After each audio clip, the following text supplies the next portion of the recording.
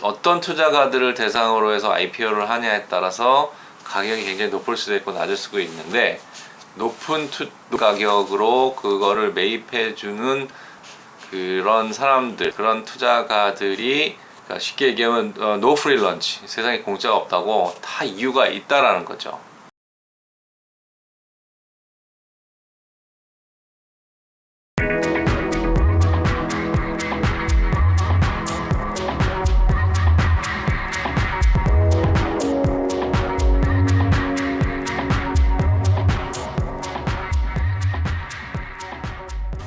네, 토1이 이제 그 IPO 관련된 내용입니다.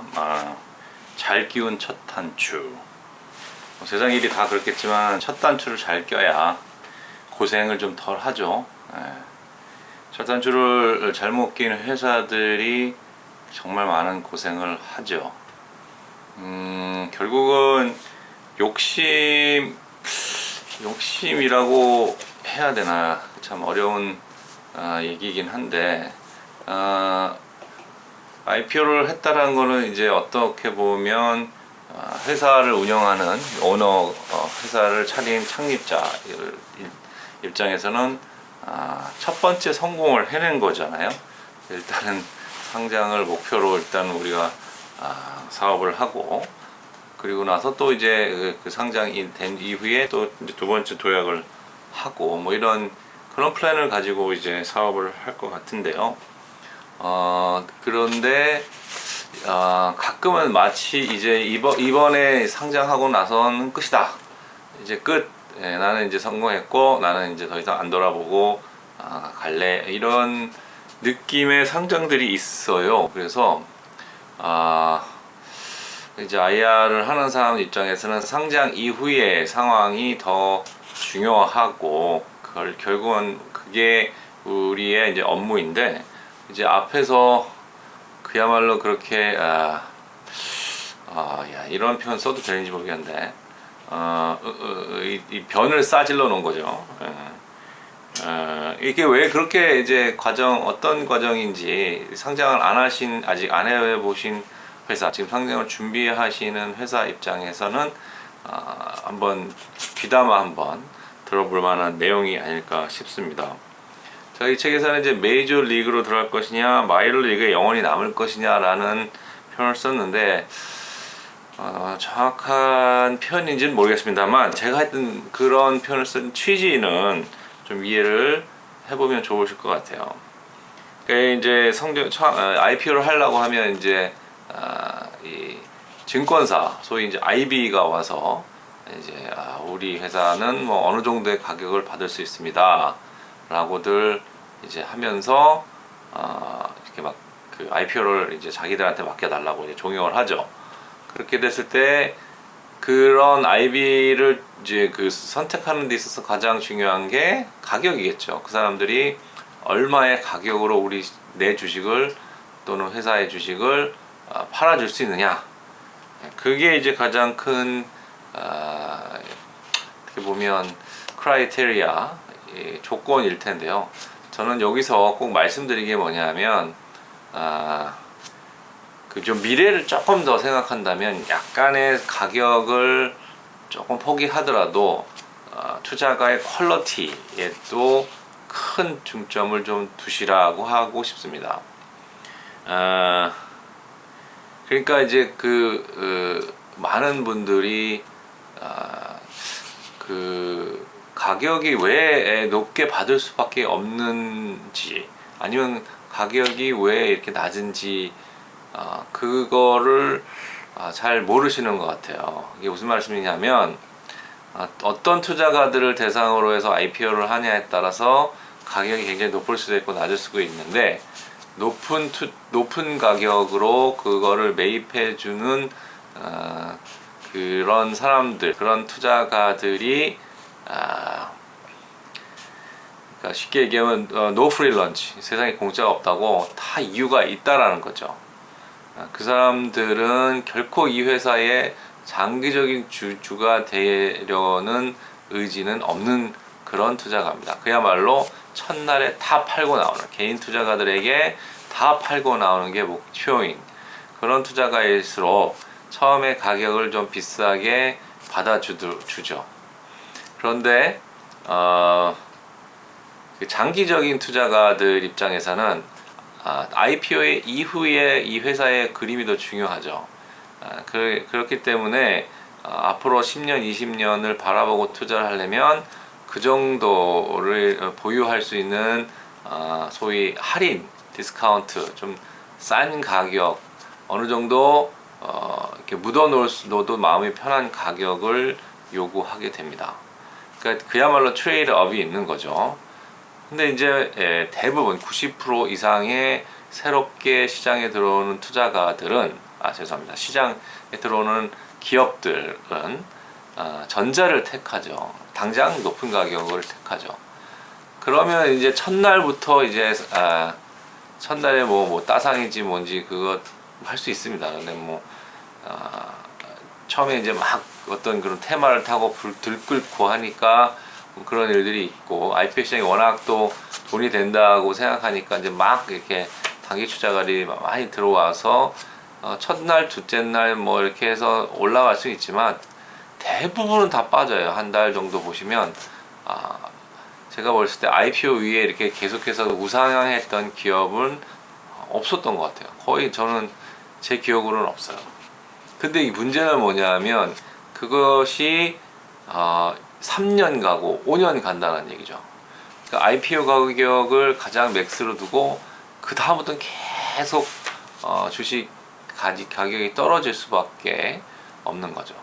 그러니까 장기 투자가가 이렇게 주식을 지분을 또는 주주로서 탁 받쳐주고 있어줘야 이 회사가 이 주가가 단단하게 소위 이 바닥을 다지면서 이렇게 올라가는 그런 모습으로 만들어줘야 되는데, 기본적으로 스타트부터 이건 완전히 그 개인들, 그다음에 아주 초단타들만 들어와가지고 시장에 이제 그 아주 물을 어떻게 보면 흐려놓은 상황에서 시작을 해야 되는 거죠. 그게 이제 재무학적으로 따지면 더더군다나 왜 안 좋냐 하면, 재무학적으로 보면 이 베타라는 게 기업 가치에 굉장히 중요한 요소 중에 하나입니다. 베타. 그러니까 주가의 등락입니다. 등락이 이렇게 하면서 이렇게 거의 베타가 없이, 베리에이션이 없이 이렇게 가는 주식과 또 이렇게 막 오르왕창으로 또 떨리면 확 떨어지고 이런 것들이면 그런 그 주가일수록 그 기업은 베타가 높다고 해서 주가를 할인을 받아요. 그러니까 장기적으로 투자하는 입장에서는 그 할인을 그 가격으로 그렇게 저점으로 왔을 때는 사줄 수 있는 거예요. 그러니까 주식이 계속해서 주가가 떨어져도 이 베타가 높은 회사들이 어느 더 바텀으로 오기 전까지는 이 굉장히 그 저가로 장기적으로 사려고 하는 투자가들 입장에서는 굉장히 싸지지 않으면 안 사게 되는 거니까 그 가격이 올 때까지 계속해서 떨어질 수밖에 없는 거죠. 그러다 보니까 막 2, 3년 동안 주가가 계속 빠지고, 그때서야 겨우 이거 굉장히 많이 싸졌네, 많이 이제는 좀 그래도 들어갈 만한 가격이 됐네, 그때 이제 장기 투자가들이 투자를 할 수밖에 없는 구조가 되는 거죠. 물론 이제 그 계속해서 단타들로 그 계속해서 믹스된 그런 주주의 어떤 구성으로 간다 그러면 그거는 10년이 걸릴 수도 있고요. 제가 여기서 말씀드리는 거는 그나마 그래도 프로페셔널 IR을 하는 의지가 있는 회사니까 그래도 그나마 3년, 4년 하는 시점에서 이제 조금 어느 정도 바텀아웃 할 수 있는 그런 여지가 있다는 거지, 뭐 그런 의지도 없다 그러면은 사실 그런 회사는 그야말로 여기서 제가 표현했던 마이너 리그에서 계속해서 주가의 등락을 겪으면서 갈 수밖에 없다라는 겁니다. 다시 또 조금 더 부연 설명드리면, 베타 얘기를 좀 더 드리면, 여기 이제 29페이지도 말씀드렸지만 이 연금, 생명보험, 뭐 뮤추얼 펀드 이런 기업들, 이런 기관 투자가들은 변동성이 심한 주식을 살 수가 없어요. 이걸 외면할 수밖에 없어요. 왜냐하면 이게 이제 그들은 그래도 나름 이 RBC, 리스크 베이스 캐피털이라는 규제가 있기 때문에 이거 비율을 관리를 해줘야 되는데, 아무리 좋고 성장성이 높다고 해도 이 리스크가 너무 크면 그 회사에서 굉장히 심하게 다 디스카운트가 되지 않은 이상은 매입을 할 수가 없습니다. 기본적으로 베타를 계산했을 때. 그렇기 때문에 투자가들을 좀 이해를 하면 이게 가격이 처음부터 좀 관리를 해서 너무 비싸지 않게 어느 정도 적정한 가격에서 우상향 될 수 있는 그런 여지로 룸을 만들어 놓고 IPO 가격을 정하는 게 좋겠구나. 그래서 처음부터 이렇게 좀 장기 투자가들이 들어와서 주가를 안정적으로 끌고 가서 우리의 베타를 낮춰야 되겠구나 라는 기본적인 재무적 마인드가 필요한데, 뭐 좀 큰 회사들이 코스피에 상장하는 큰 회사들 같은 경우는 그나마 이제 그런 조언들을 할 수 있는 그런 여지가 있는데, 코스닥의 경우에는 일단 기본적으로 뭐 코스닥 자체도 굉장히 변동성이 높고 뭐 그런 것까지 염두에 둘 만큼 좀 장기적으로 생각할 수 있는 여유는 없는 기업들이 코스닥에 많이 들어오기 때문에 그러니까 그게 그냥 그렇게 흘러가게 되는 것 같습니다.